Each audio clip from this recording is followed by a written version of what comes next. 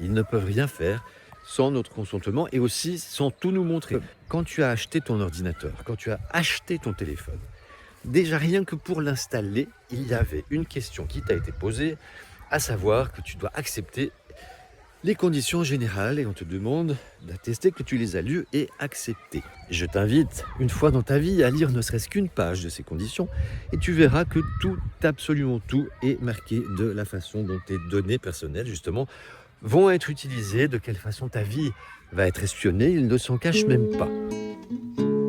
Passage. Bonjour à tous et à toutes, bienvenue sur la chaîne des petits passages.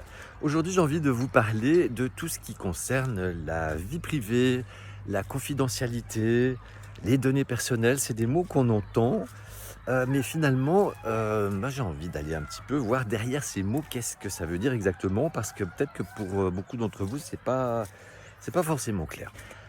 On va voir ça dans un instant.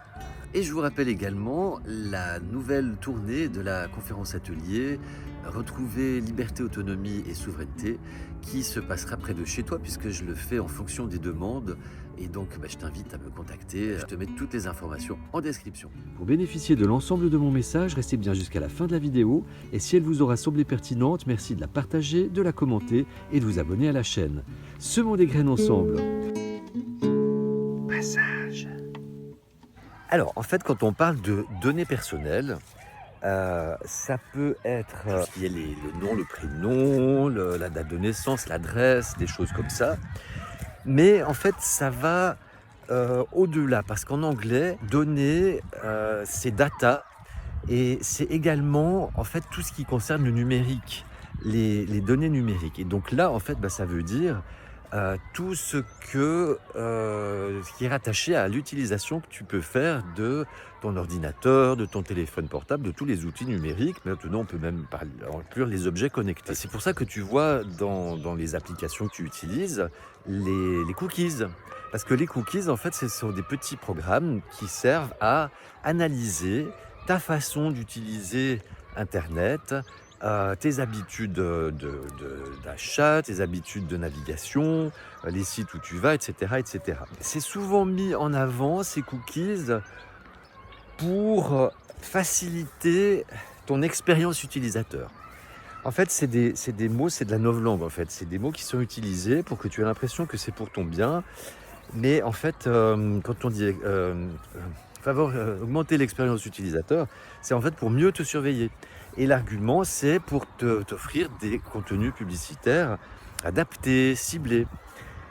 Donc bon, il y a des gens qui vont se dire, finalement, pourquoi pas, si tu n'es pas opposé à la publicité, tu as peut-être envie que les publicités aient plus de sens pour toi. Après, si tu es comme moi, par exemple, qui suis pas du tout favorable à la publicité, qu'elle soit adaptée à mes besoins ou pas, j'en ai strictement rien à faire. Moi, j'ai pas de besoin de publicité. Si on analyse toutes tes habitudes pour des fins publicitaires, ça veut dire qu'on peut aussi analyser tes habitudes pour des fins de surveillance. Il suffit juste de changer l'intention qu'il peut y avoir derrière. Et ça peut aller très très vite, ça dépend tout entre les mains de qui est l'outil de surveillance. Donc les données personnelles, c'est vraiment toutes tes habitudes, beaucoup plus que tes coordonnées, adresse, numéro de téléphone, etc. Après, la vie privée, c'est tout ce qui concerne en fait des choses que tu as envie de garder discrètes, de garder pour toi, que tu n'as pas envie que tous les autres soient au courant. En fait, c'est un petit peu comme un rideau que tu pourrais avoir autour de toi quand tu es dans une pièce ou dans une cabine d'essayage ou une porte ou voilà. C'est ton intimité. Et puis, tout ce quand on parle de confidentialité, c'est justement le fait de pouvoir être sûr que ta vie privée sera respectée. Et elle est aussi beaucoup mise en avant. Quand on va te parler de cookies, on va te dire « Nous respectons votre confidentialité pour augmenter votre expérience utilisateur, etc. Nous avons souci de votre confidentialité, de votre vie privée. » Quand ils disent « Nous avons souci », c'est pas par rapport à toi pour te protéger, c'est « ça nous tient à cœur Ça nous tient à cœur de pouvoir vous connaître, ça nous tient à cœur de pouvoir vous manipuler avec nos publicités, ça nous tient à cœur de pouvoir vous surveiller, etc. En fait, c'est ça qu'il faut comprendre. Alors, maintenant qu'on sait ça, eh bien, finalement, on pourrait se dire, mais où est le problème? Ils peuvent bien me surveiller, j'ai rien à cacher. Alors ça, je l'entends effectivement très souvent. Mais ça, je vous l'ai dit et redit, je vous le dirai encore, le problème, il n'est pas que vous ayez des choses à cacher ou pas. Parce que, déjà, j'ai envie de vous poser la question, quand tu dis j'ai rien à cacher, est-ce que tu en es vraiment sûr que tu as absolument rien à cacher? Parce que si tu n'as rien à cacher, je t'invite à m'envoyer là dans les commentaires, au vu de tout le monde d'ailleurs, toutes tes coordonnées justement, ton IBAN, ta fiche fiscale, ton relevé fiscal, et puis l'adresse de ton employeur, et puis tout ça, hein, alors si tu n'as rien à cacher. Si tu ne le fais pas, c'est que tu as des choses à cacher. Donc déjà, on remet les choses un petit peu à leur place. Après, eh bien, quelqu'un qui serait parfaitement au clair et qui serait tout à fait d'accord de me fournir ces informations, par exemple, eh bien, j'ai envie de lui dire, imagine que ce sont les règles qui changent.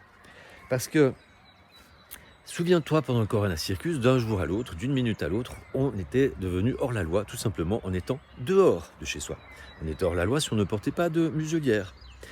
Donc, ces règles, elles peuvent changer à tout moment et on peut changer n'importe quelle règle.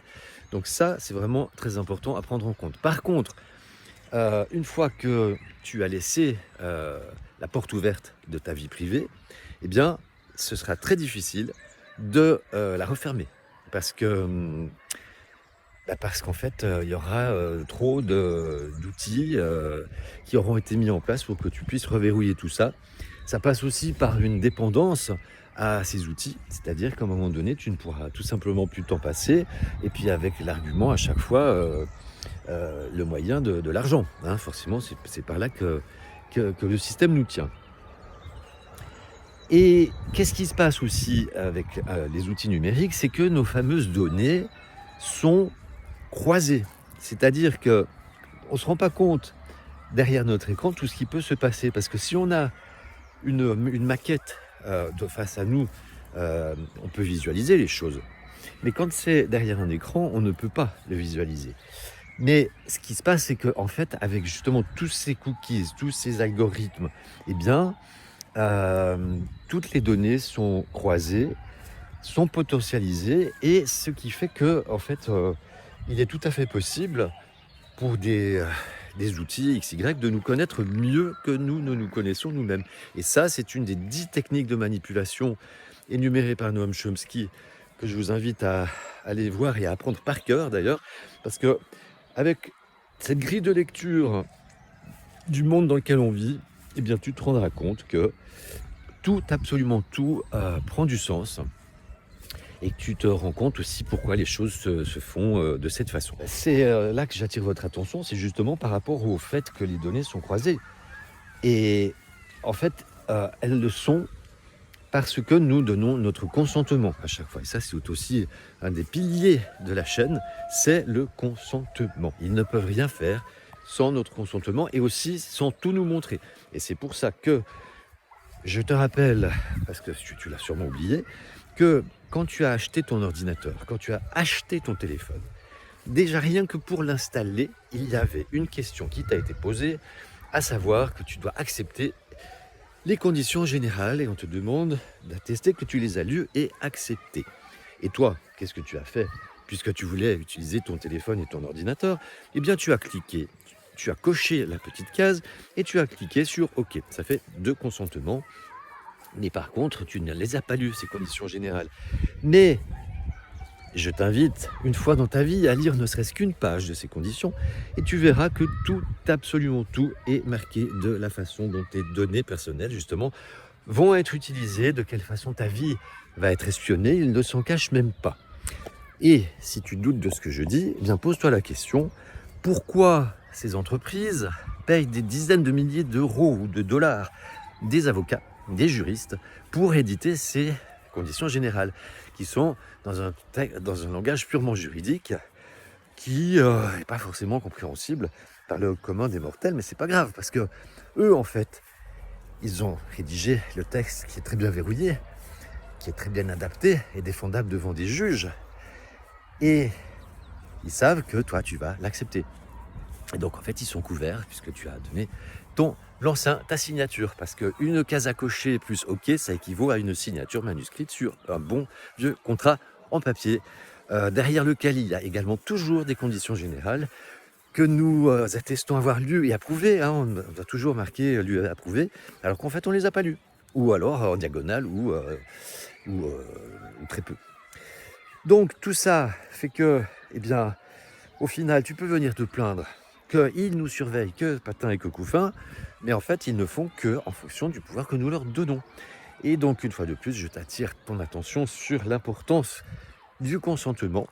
Au moins prendre conscience de cette notion de consentement, que à partir du moment où tu as signé, même si tu n'es pas d'accord, tu es d'accord en fait quand même. Parce que tu penses non, tu dis non, mais tu agis oui. Et c'est ça qui compte. Et par rapport à l'euro numérique, à l'identité numérique, les dangers sont effectivement la traçabilité et la surveillance généralisée de la population. Et moi, quand j'en parle autour de moi, la réponse fuse à chaque fois, c'est « Ouais, mais de toute façon, ils nous surveillent déjà avec nos téléphones. » Alors, oui et non, parce que avec nos téléphones, ils nous surveillent, mais ils savent juste nous géolocaliser. Pas grand-chose de plus. Après, toutes les fois où j'entends des gens dire « Ouais, mais ils nous écoutent, moi je reçois des publicités quand j'ai parlé d'un sujet, etc. » Oui, mais ils nous écoutent aussi parce que la caméra et le micro sont enclenchés parce que c'est paramétré de telle façon dans tes réglages et que tu n'as peut-être pas fait attention, mais c'est toi qui as donné l'autorisation à cette caméra et à ce micro d'être ouvert, de fonctionner. Après, bon, il y a peut-être aussi d'autres moyens de les ouvrir, par des pirates par exemple, ou d'une façon un petit peu détournée, mais la plupart du temps c'est fait avec notre consentement puisqu'ils sont obligés d'avoir notre consentement et en fait on le donne sans s'en rendre compte. Donc la surveillance qui est due au téléphone portable, elle est bien réelle, mais elle est, nous avons la possibilité de laisser nos portables à la maison, de les mettre sur mode avion, enfin c'est une possibilité que nous avons. Par contre, si à un moment donné, on a de plus en plus de contraintes qui sont liées justement à l'identité numérique, à l'euro numérique, eh bien, il va être difficile de laisser son téléphone à la maison puisque tout sera sur le téléphone. Si c'est un QR code, par exemple, si on te demande de scanner un QR code pour entrer dans le moindre magasin, au moindre endroit, tu auras besoin de ton téléphone. Et donc, du coup, tu seras tracé. Donc, en fait, il n'y a même pas besoin de s'exciter autour de l'éventualité d'une puce sous la peau, parce que c'est souvent comme ça que les choses sont mises en avant, et les gens disent « Ah mais non, mais moi, jamais j'aurai une puce sous la peau ». Oui, mais à un moment donné, quand tu n'as pas le choix, dans le sens qu'il y a tellement de pression que si tu renonces, c'est un peu comme les soignants suspendus, tu es obligé de renoncer, tu as des conséquences quand même assez lourdes. Après, chacun a la possibilité de refuser, mais au moins être conscient des conséquences et se préparer justement à ces conséquences. Et c'est tout l'objet de la chaîne ici, comment se préparer sans paniquer. Et à ce propos, je t'invite à aller regarder la playlist Se préparer sans paniquer. Je voulais aussi rajouter une chose, c'est que quand tu te connectes, il y a l'invitation qui t'est faite de te connecter via Facebook ou via Google. Et ça te semble plus rapide. Il y a aussi des applications comme France Connect qui te permet, avec un seul identifiant, de pouvoir te connecter à différents services. En fait, à chaque fois qu'on te propose quelque chose qui apparaît plus simple comme ça, avec le caractère d'un identifiant unique, eh bien sache que c'est pour préparer ton esprit à justement la possibilité de croiser, ton esprit à quelque chose qui est plus simple et qui a un caractère unique et pratique. Mais en même temps, ça donne accès à toutes ces applications, de croiser les données, justement. Et donc, c'est une façon aussi d'autoriser que l'application aille voir tous tes contacts, toutes tes photos, et puis toutes tes habitudes. Et donc, ça croise tes habitudes d'un site avec les habitudes de l'autre site. Et en fait, à chaque fois, ça permet de te connaître mieux que tu ne te connais toi-même. Donc, vraiment, je t'invite à toujours bien te poser la question quand on te propose quelque chose qui a l'air plus rapide, plus pratique et plus facile, bah, de te poser la question en fait, bon, au final, est-ce que c'est vraiment grave si je prends quelques secondes de plus pour me connecter?